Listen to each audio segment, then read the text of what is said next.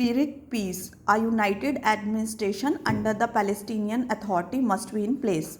After 15 months of war, which saw the deaths of tens of thousands of people, the destruction of much of Gaza, and multiple rounds of painstaking negotiations, Hamas and Israel have agreed to a ceasefire. As soon as the news was out, thousands ventured out on the streets in Gaza, hoping that the daily bombardment and shelling would come to an end. Uncertainty still lingered, but both sides resolved their last minute differences over details about Israel's partial withdrawal from Gaza and the names of the hostages to be released on one day, and the ceasefire came into force on Sunday.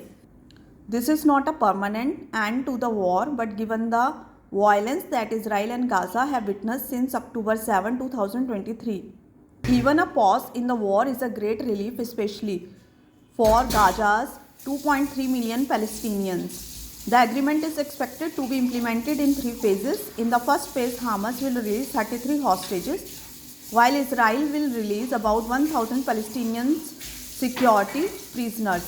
That second phase would see more exchanges of hostages and prisoners, and both sides are required to announce a permanent end to the hostilities.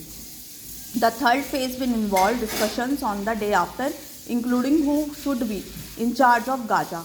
As of now, both sides stay focused on phase 1. Trouble could arise when negotiations for the next phases begin.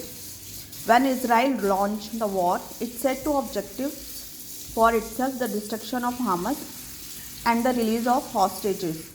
In 15 months of war, Israel has degraded Hamas' militant infrastructure, but the group has survived and reinvented itself as an insurgency.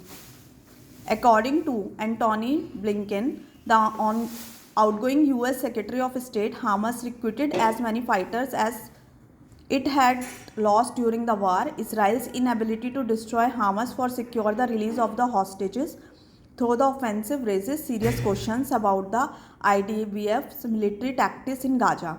This could probably be one of the factors that persuaded Benjamin Netanyahu to accept the ceasefire, but he has not committed to bringing the war to an end.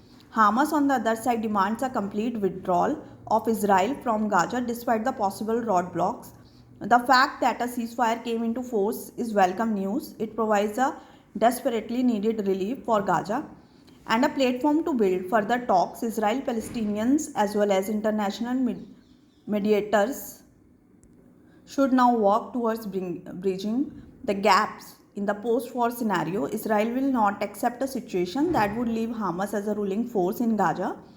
A more pragmatic solution is to form a united administration of all Palestinian factions under the leadership of the internationally recognized Palestinian Authority, and then shift the focus toward the reconstruction of Gaza. But for this plan to work and peace to prevail, Israel should be ready to withdraw all its troops from the Gaza strips.